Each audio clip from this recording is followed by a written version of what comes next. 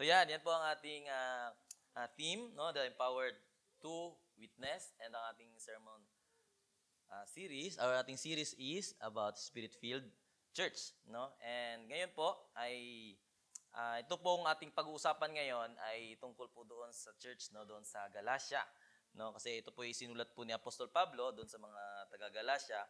Kumbaga, isinulat niya ito para ituwid yung mga tao po doon, yung mga Kristiyano po doon, yung maling paniniwala po nila patungkol doon sa kaligtasan, no, at kabanalan, no, dahil doon daw po nakukuha sa pamamagitan ng pagsunod lamang sa mga utos, no, or sa kautusan. Kaya may mga nagtuturo po kasi noon na kailangang sundin yung Jewish law para maging tunay silang ligtas. Okay? So yun po yung kumakalat doon na pagtuturo, no, na maling paniniwala nila doon sa kaligtasan.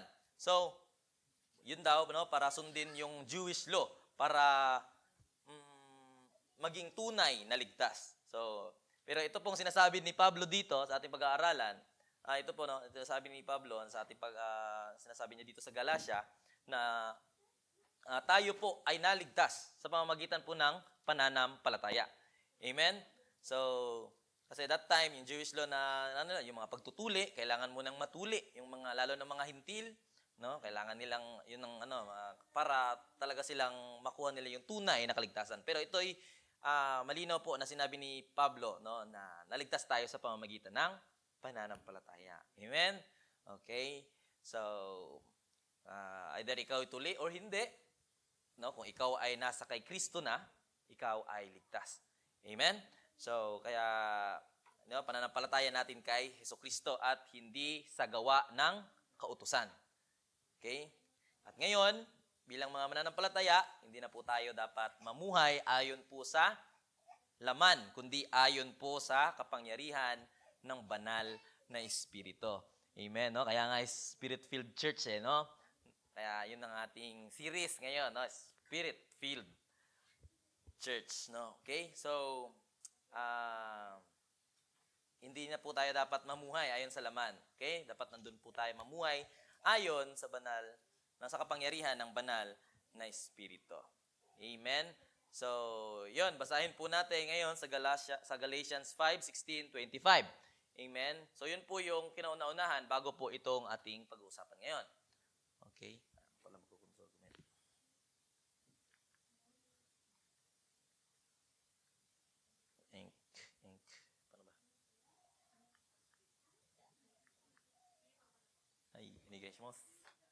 Yan, basahin po natin, no? Sabi diyan, sinabi ko sa inyo, mamuhay kayo ayon sa Espiritu at hindi ninyo pagbibigyan ang mga pagnanasa ng laman, sapagkat ang mga pagnanasa ng laman ay laban sa kagustuhan ng Espiritu. At ang kagustuhan ng Espiritu ay laban sa mga pagnanasa ng laman. Magkalaban ang dalawang ito. Kaya, napipigilan kayo sa paggawa ng nais ninyong gawin.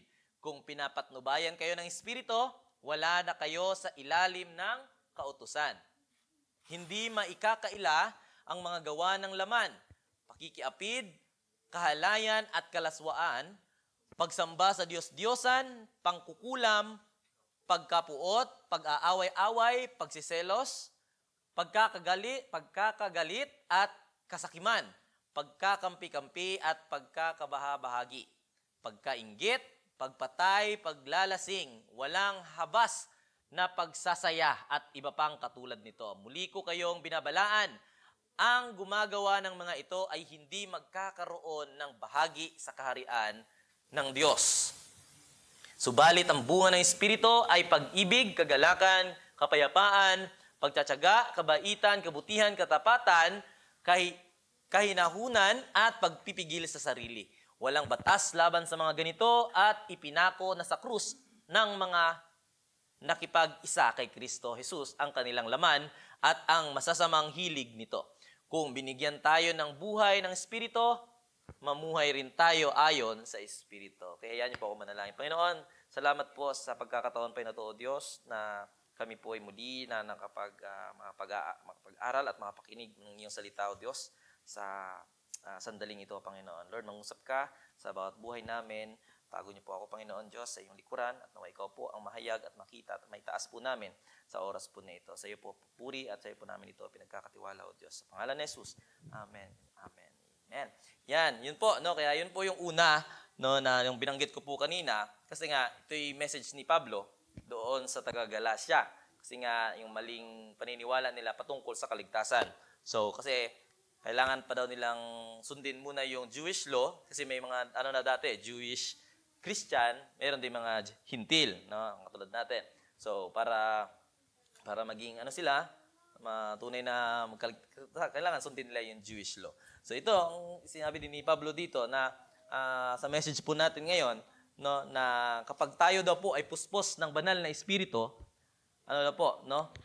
ay makikita po ito sa paraan po ng ating pamumuhay. Amen po ba? No? Pag tayo talagang puspos ng banal na espiritu, doon po yan makikita sa ating pamumuhay. Okay? So, kasi marami pong tao po ang nagsasabi ngayon na tayo ay ma-Christian, no? And maraming tao na nagsisimba. Maraming mga marunong ding magaling, mahusay silang mag-quote no ng Bible, no? Ginagamit nila yung Biblia, no? How to quote, how to gamitin yung Bible verse na yon, no? May maraming mga Kristiyano po ngayon, pero ang tanong po ay nakikita po ba ito sa ating mga buhay, sa ating mga sarili? Amen? No? Iyon bang nakikita sa atin ay yung gawa ba ng banal na espiritu sa ating buhay?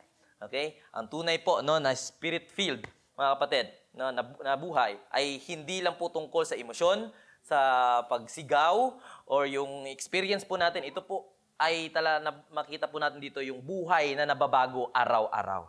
Amen? Kaya ang isang taong pinaghaharian po ng banal na espiritu ay unti-unti pong nagiging katulad ni Kristo. Amen? No? Naniniwala po ba kayo doon? No? Pag ang isang taong pinaghaharian ng banal na espiritu. Kasi nakita natin kanina, may dalawang bagay. Magkalaban yung laman at yung espiritu. Okay? So, kung tayo na may pinaghaharian ng espiritu, yun po ay nagiging unti-unti po tayo nagiging katulad ni Kristo. So, hindi po ibig sabihin na pag nakikita na sa atin yon ay hindi ibig sabihin na tayo po ay perpekto na. Okay? Kasi nandito pa tayo sa mundong ibabaw. Okay? So, hindi ko rin sinasabi na hindi na po tayo magkakasala. Pero, no, ang ibig sabihin po dito ay merong nababago sa ating buhay. Okay? No? Huwag nyo na tignan yung katabi nyo. Okay? No, tinignan na talaga. Okay? So, ibig sabihin, may nababago sa ating mga buhay.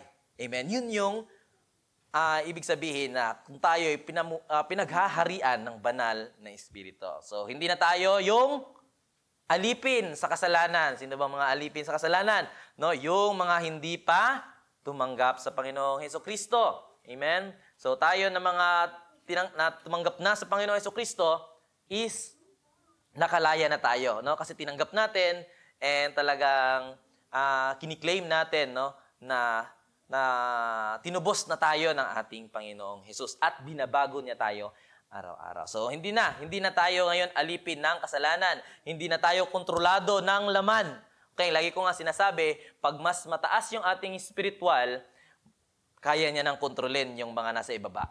Amen? No? Kaya, hindi na tayo kontrolado po ng laman, no? Pag tayo'y puno, no, or pinaghaharian ng Espiritu Santo. Amen? So, kundi tayo na po'y ginagabayan ng banal na Espiritu. At kapag tayo po'y namumuhay sa Espiritu, ano po nagiging nangyayari sa atin bilang mga witness? Tayo po'y nagiging effective na mga witness. Amen?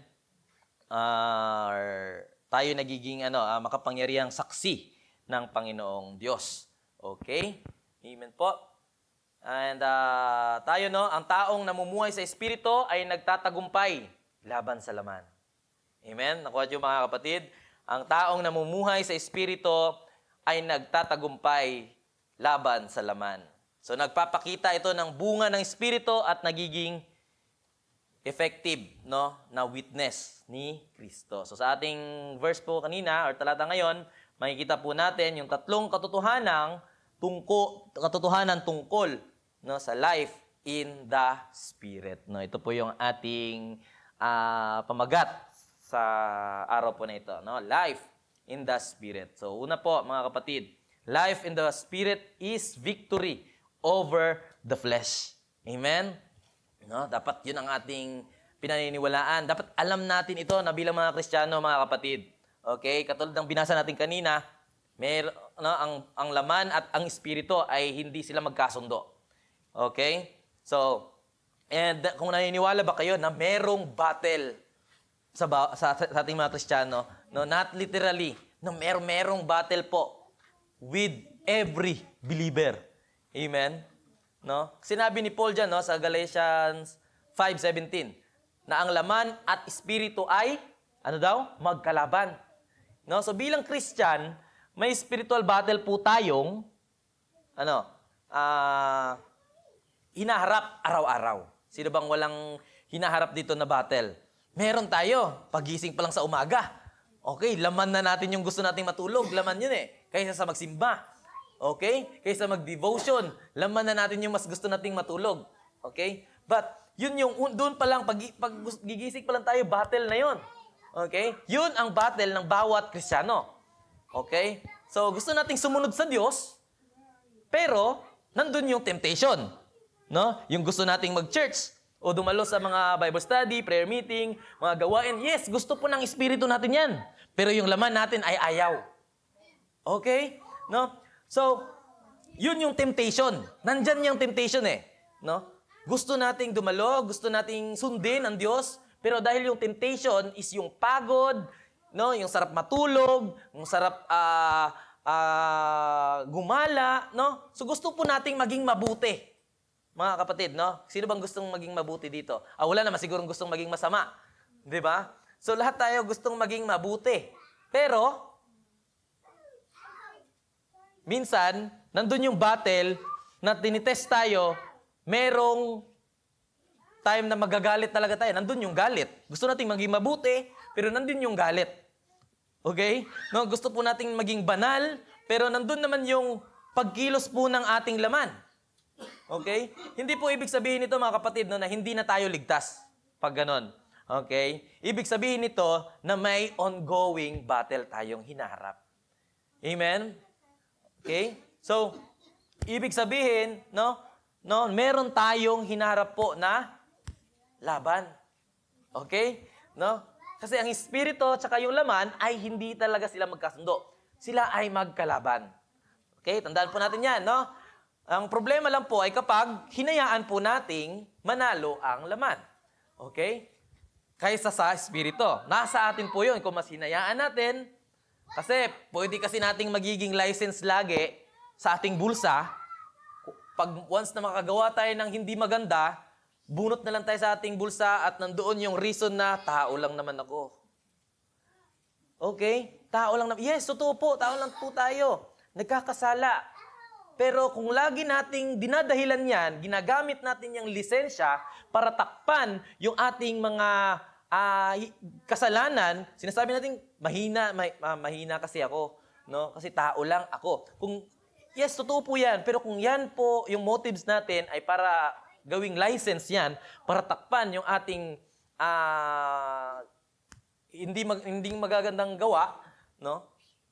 Ay hindi na po siya nakakalugod sa Panginoon Diyos. Okay? Kaya wag po nating hayaan na manalo yung laman kaysa sa Espiritu. Amen? Alam po natin yun, mga kapatid, no? Kung ano yung kagustuhan ng laman. Binanggit po kanina. Okay? And yan yung nature natin bilang mga tao. Amen? Kaya ngayon, no, wag nating hayaan na manalo yung laman. Okay? Sa laban. No? Kasi meron ngang laban, flesh and spirit. Amen? No? Kasi sinabi din sa Biblia, di ba? The spirit is willing, no? But the flesh is weak. Di ba? So, mga kapatid, ito po yung encouragement sa bawat mananampalataya. Amen? Huwag nating hayaan na manalo yung laman. Kasi tayo na mga nakay Kristo na, tayo po ay namumuhay ayon sa banal na Espiritu. Amen po? No? And the Holy Spirit gives victory. Amen? No? Doon sa 16, no? Balik tayo sa 16. Sabi niya, walk in the Spirit and ye shall not fulfill the lust of the flesh. No, hindi po sinabi ni Paul na subukan mong labanan.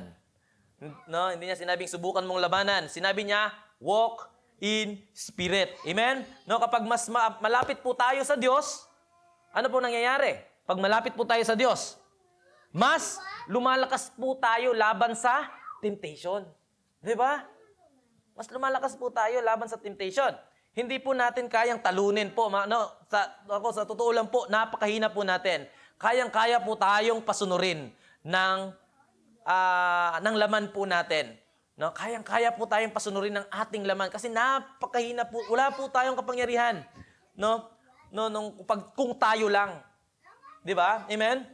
Hindi natin kayang talunin ang kasalanan sa sariling lakas lang natin. Amen? Kaya kailangan po natin ang kapangyarihan ng Espiritu Santo. Amen? No? So maaring dati mabilis po tayong magalit. Sino ba dito dati mabilis magalit? Yeah, ako po, talagang abilis ko magalit talaga nung araw. Ngayon, medyo na lang. No? Maaring dati mabilis po tayong magalit, di ba? Konting salita lang, sumasabog na tayo agad. Okay? Pero habang lumalalim po yung relasyon po natin sa Panginoon Diyos, ay napapansin mong may pagbabago. Amen? No? Hindi po ibig sabihin na nawala na po yung temptation na yon. Okay? Pero ngayon, meron na po tayong pagpipigil. Yun na po yung bunga ng pagiging malapit natin sa Diyos. Nandun na yung pagpipigil. Natutunan na natin yung pagpipigil. No? Hindi na tayo nagagalit agad kasi meron na tayong gentleness or meron na tayong pagpipigil. Amen? No? So, nandun na yung conviction. Okay? I hope, tayo na mga nag-claim na tayo ay Kristiyano na. I hope na meron tayong conviction. Amen? Nandun yung conviction. Napakahalaga po na maramdaman po natin yung conviction ng banal na Espiritu. Amen? No, may lakas po tayo. May lakas na po tayong umiwas doon sa kasalanan. Amen? No? At yan po ang gawa ng Espiritu Santo. Hindi niyo po yan gawa dahil malakas ka. Okay? Dahil yan po ang gawa ng banal na Espiritu Santo. Amen? O yan ang gawa ng Espiritu Santo. So, kaya mga kapatid, huwag po nating pakainin po ang ating laman. Okay? Kung alam mong may bagay na naglalayo sa iyo sa Diyos. Okay? Kung itong bagay na to, sa tingin mong ito yung bagay na nagpapalayo sa Diyos, huwag mong i-feed. Huwag mo siyang pakainin yung bagay na yon. Mas layuan natin yung bagay na yon. Amen? No? Layuan po natin yon. Takasan po natin yon. Hindi mo naman kailangang labanan eh. Takasan mo. Lumayo ka. Tulad nga ni Joseph, di ba? Lumayo siya. Nung siya ay tinitempt, tumakbo siya. Amen? Palitan po natin, ang mga makamundong bagay ng panalangin, yun, palitan natin. Ng pagpipray natin, yung pagbabasa ng salita ng Diyos, pag-worship, maikinig tayo ng worship songs, At siyempre, napakahalaga yung pakikisama po natin sa ating kapwa mananampalataya. Amen? Napakahalaga po yun.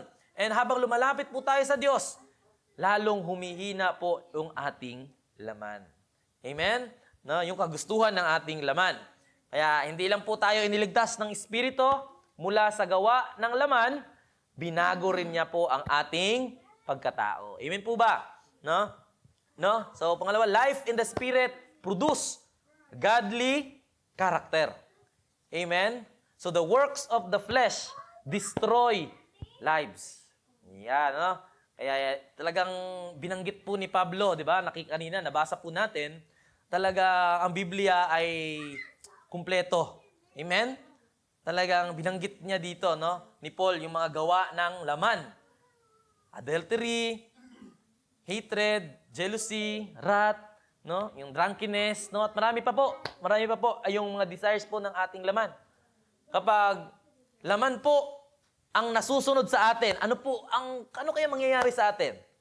Kapag hanggang ngayon laman ang nasusunod kaysa sa Espiritu, nasisira po ang pamilya. 'Di ba? Maaaring masisira ang pamilya, masisira yung relasyon, nasisira yung testimony natin, nasisira po yung ating buhay espiritual. Amen? ang laman po ay hindi po kailanman magdadala po sa atin palapit sa Diyos. Amen? Yung flesh po ay hindi po yan kailanman makakatulong sa atin sa paglapit po natin sa Diyos. Amen? No? And the fruit of the Spirit is evidence of a transformed life. Amen? No? Sabi niya sa Galatians 5:22-23, but the fruit of the Spirit is love, joy, peace, long-suffering, gentleness, goodness, faith, meekness, and temperance. Amen? No? Pansinin po natin, mga kapatid. Hindi kasi fruit ang nakalagay dito eh. Hindi, tama lang. Ay. Pansinin po natin yun, no? Ayan, nagkarambol-rambol. Ibaba niyo po.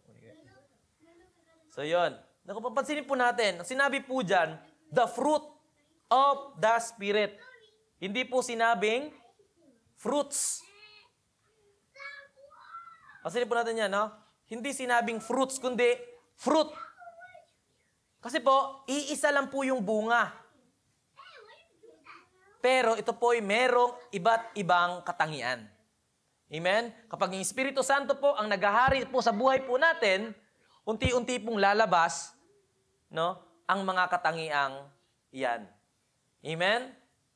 No? And hindi po yan instant, no? Process po ito. Process po ito, no? Process ito ng spiritual na paglago po natin. Amen? No? And the fruit of the Spirit is the strongest testimony. Amen?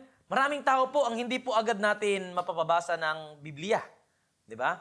Maraming tao ang hindi natin talaga sila mapilit talagang basahin yung Biblia. Okay? Pero kayang-kaya po nila tayong basahin. Kahit naglalakad ka pa lang, lakad mo pa lang, kayang-kaya po tayong basahin ng mga tao. Paglabas mo pa lang sa bahay po natin, kayang-kaya na po tayong basahin ng mga tao. Okay? Kung ano yung kilos natin, kayang-kaya po tayong basahin ng tao. Amen? Kahit nga tayo. Okay? So, kayang-kaya nating basahin. Or kayang-kaya tayong basahin ng tao. Okay? Ng ibang tao. Pero, no, marami ding tao po na hindi po agad makikinig ng sermon. No? Hindi po agad-agad yan. No? Yung mga, lalo na mga bisita din natin. No? Hindi po agad, yung mga hindi mananampalataya na, no? Kumbaga, hindi po natin sila agad-agad mapapapilit, no, na talagang makinig sa salita ng Diyos or makinig doon sa sermon. Okay? Pero, or hindi nila matatandaan yung sermon, no, ni pastor. Pero, nakikita po nila yung ating mga buhay. Amen? Nakikita po nila yung ating mga buhay, yung ating pagkilos, kung paano tayo namumuhay. Yon, nakikita po nila yon, yung bagay na yon. Kung nakikita nila sa atin na mapagmahal tayo, mapagpatawad, mapagpakumbaba, amen? No? At nandun yung makikita nila sa atin, grabe naman itong taong ito, ang rami-rami niya ng problema, pero parang wala pa rin siyang problema.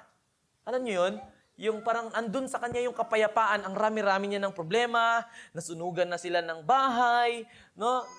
Baga, maraming problema na sa kanila, naputulan na sila ng kuryente, pero bakit parang nandun pa rin sa kanya yung kapayapaan? No, yun po ang pwedeng makita sa atin ng mga tao. Okay? At yun ang pinakamalaking, ayun, pinakamatibay na testimony po natin bilang mga mananampalataya. Amen? No? Dahil po nakikita po nila si Kristo sa atin. Amen? No, ang transformed life ay powerful testimony. Amen? No, tulad na lang po ng mangga, mga kapatid. Puno ng mangga. Amen? Katulad na lang po ng puno ng mangga, mga kapatid. Hindi niya na kailangan ipagsigawan na siya ay mangga. Amen? Kasi, saan siya nakikita? Sa kanyang bunga. So, ganun din po tayo na mga Kristiyano, mga kapatid. Hindi na natin po pwedeng ipagsigawan na, I'm a Christian. Hindi na natin pwedeng ipagsigawan. Nakikita na yon sa bunga natin. Amen? No? So, maaring may mga taong nagsasabi po sa atin, no, na iba ka na ngayon, kapatid. No? Napakasarap po pakinggan ng bagay na yon. Okay? No? Dati palamura ka, ngayon pag na-slide na lang. Okay? So, no, dati palamura ka, pero ngayon parang hindi na, no? So dati mainitin ang ulo mo. Oh, dati puro bisyo yung mga nakikita ko sa iyo. No, ang sarap kaya, no, yung parang napagsasabihan tayo ng ganon. Pero ngayon may pagbabago ka na. Amen?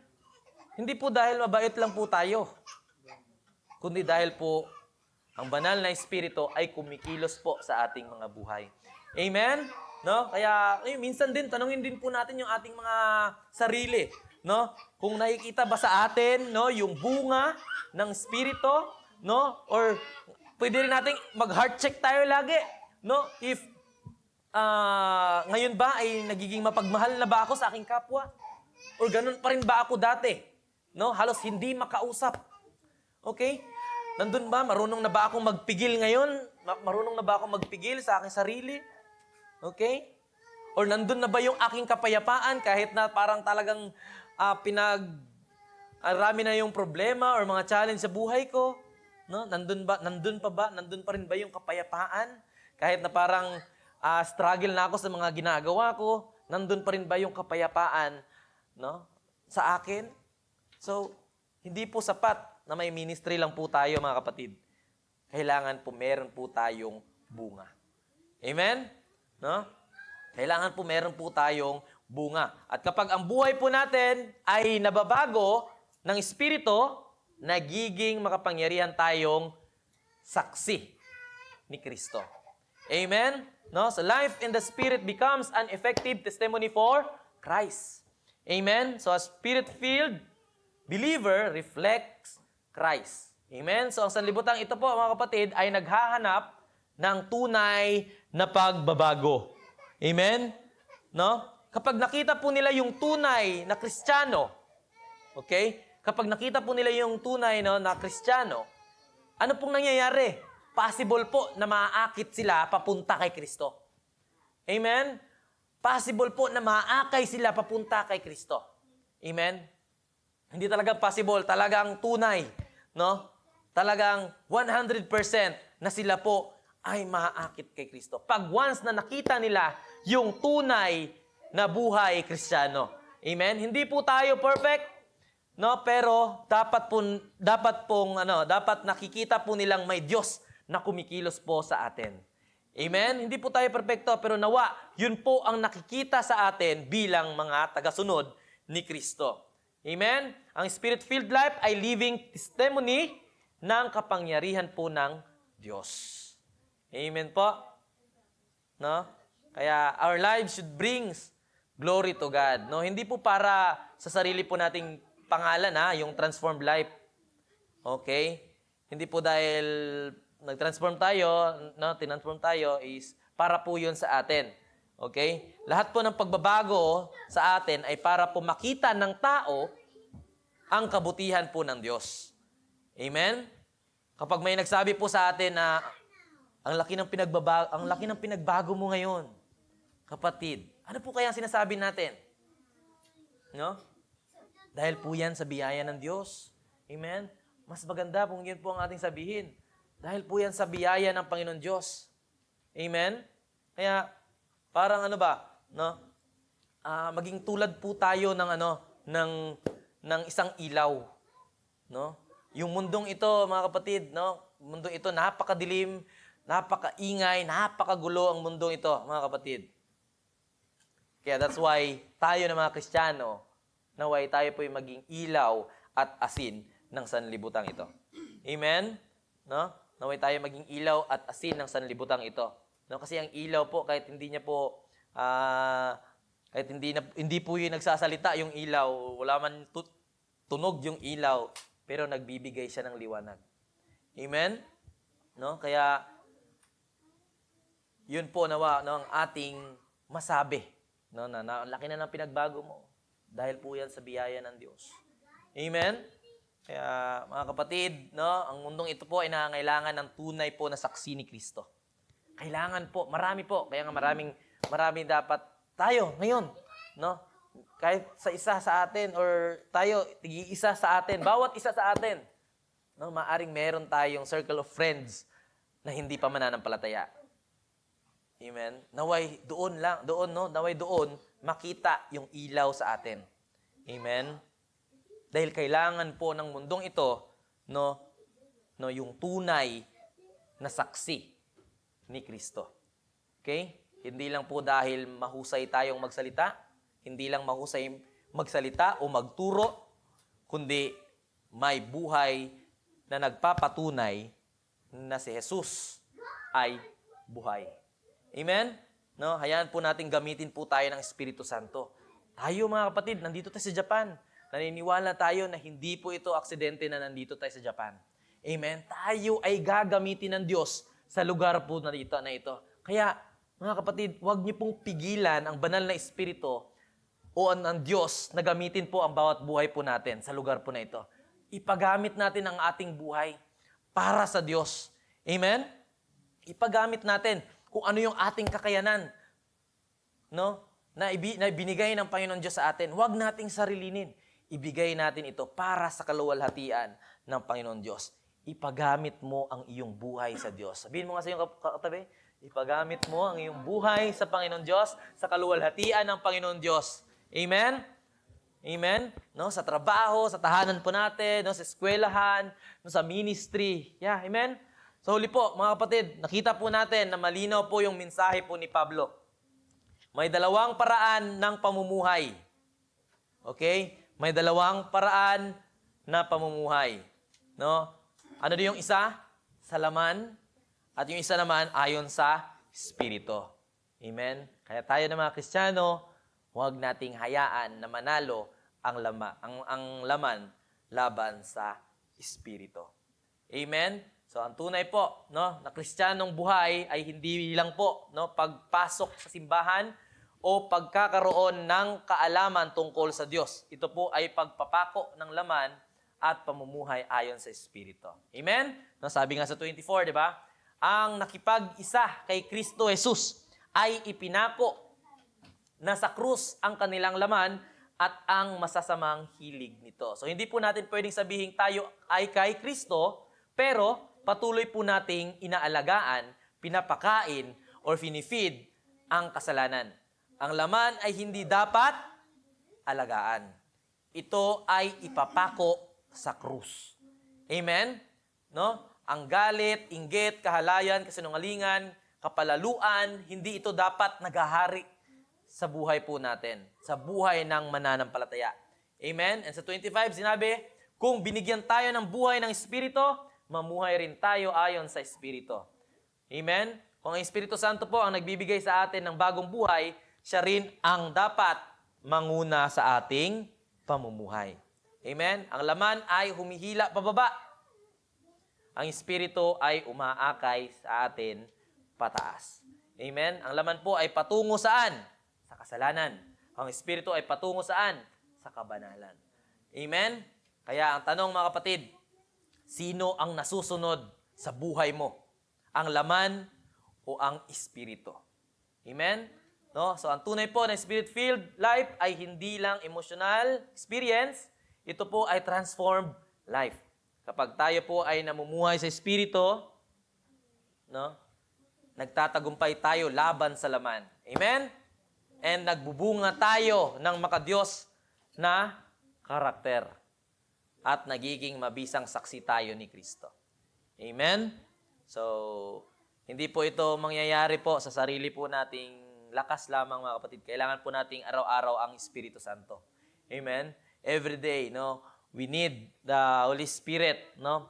And kailangan po natin ito sa ating buhay, araw-araw. Mga kapatid, no? Ang pinakamalaking patuto po natin sa mundong ito ay hindi lang po ang ating mga sinasabi, o yung ating mga salita, o kung ating kiniklaim na sinasabi natin na tayo ay Kristiyano, no? Kundi ang ating buhay po. Amen? Yung pagbabago araw-araw ng ating buhay. Amen? Kaya, tanungin po natin ating sarili, nakikita ba si Kristo sa aking buhay? Amen? Ako ba ay namumuhay sa laman o sa Espiritu? Amen? A truly Spirit-filled life is not just an emotional experience. It is a transformed life. Amen? So, maaaring matagal na po tayong Kristiyano, pero alam po nating may bahagi pa ang buhay natin na kontrolado pa po ng laman. No? Yung galit, no? Doon pa yung bisyo, yung lihim na kasalanan, no? Yung may spiritual dryness. Ngayon, kapatid, inanyayahan po tayo ng Diyos na muli po tayong sumuko sa Panginoon Diyos. Amen? lagi po tayong ini-invite ng Diyos na isuko po natin yung ating mga, yung gawa ng laman na hanggang ngayon ay yun pa rin nagkukontrol sa ating buhay. Isuko natin yan sa oras po na ito, mga kapatid. Isuko natin yung bagay na yun, yung ating mga galit, yung ating mga bisyo, yung mga lihim na kasalanan na ginagawa po natin, our spirit, yung kung mayroon tayong spiritual dryness po sa mga oras po na ito, yun, ibigay po natin ito sa Diyos. No? Sa oras po na ito. Tayo po tumayo, mga kapatid. No? Sabihin po natin sa Panginoon Diyos. Sabihin po natin ngayon sa Panginoon Diyos. Tayo po'y manalangin. Sabihin po natin sa Diyos na, Lord, punuin mo po ako ng iyong Espiritu. At baka may ilan po dito, mga kapatid, no, na hindi pa tunay na sumunod kay Kristo. Dahil ang tunay po na pagbabago ay nagsisimula sa pag-surrender natin sa Diyos. Lumapit po tayo sa Kanya ngayon. Sa kinatatayuan niyo, kapatid, manalangin po tayo. Isuko po natin sa Kanya. Kung meron pang mga gawa na kontrolado pa po tayo ng ating laman kaysa sa Espiritu, isurrender po natin ito sa Diyos. Ibigay po natin ito sa Panginoon Diyos. Yung ating galit, yung mga lihim na kasalanan, yung ating mga katamaran, no, our spiritual dryness. Hallelujah. Suko natin yan sa Diyos. Ang Diyos lamang ang may kayang bitbitin yung ating bigat sa ating kasalanan, sa ating mga buhay, bigat sa ating buhay. Ang Diyos lamang makapagbibigay sa atin, makapagpupuno sa ating mga pagkukulang. Wala nang iba, kundi ang Diyos lamang. Kaya kapatid, ang Diyos ay nag-aantay lamang sa atin sa pagbabalik mo. Ang Diyos ay nag-aantay lamang kung kailan ka muling magpagamit sa Diyos. Kung kailan ka muling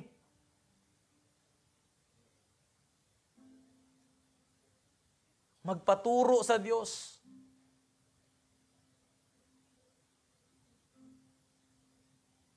Gagawin ng Diyos lahat. Huwag ka lang mapalayo sa Kanya.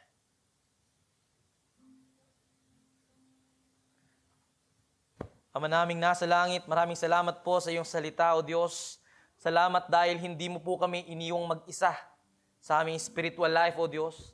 Ibinigay mo ang Espiritu Santo upang gabayan po kami, palakasin at baguhin kami, O Diyos. Panginoon, tulungan mo kaming mamuhay, hindi ayon sa laman, kundi ayon sa Espiritu. Linisin mo, Ama, ang aming puso. Baguhin mo ang aming pagkatao. Hayaan mong makita si Kristo sa aming buhay, O Diyos. Gawin mo kaming mabisang saksi. Saan man kami dalhin, Panginoon. Kaya Lord, kung may mga kapatid man dito, Panginoon Diyos, na nangihina o nalalayo sa iyo, Diyos, hipuin mo po sila ngayon sa oras na ito, Diyos. Hipuin mo po ang kanilang mga puso, Panginoon. Tulungan niyo po sila, Panginoon Diyos, na isurrender nila, Panginoon Diyos. Isurrender namin, Panginoon Diyos, yung mga bigat na nasa aming puso na hindi namin mabitawan, Panginoon.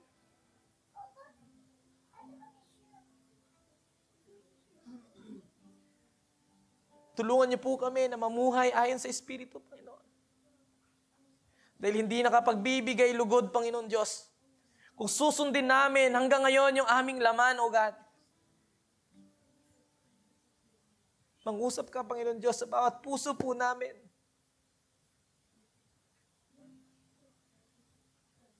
Dahil ang laman, Panginoon Diyos, kailanman hindi ito makakatulong sa paglapit namin sa iyo, Diyos. Kaya Lord, hindi po namin kayang gawin ito mag-isa. Kaya andito po kami ngayon, Panginoon Diyos, sa iyong harapan, O Diyos. Na buong pusong nagpapakumbaba, O God. Natulungan niyo po kami, O God, na mamuhay ayon sa banal sa Espiritu, Panginoon Diyos. Purihin ka, Panginoon. Dakila ka sa aming buhay. Salamat sa iyong katapatan sa aming buhay, O Diyos.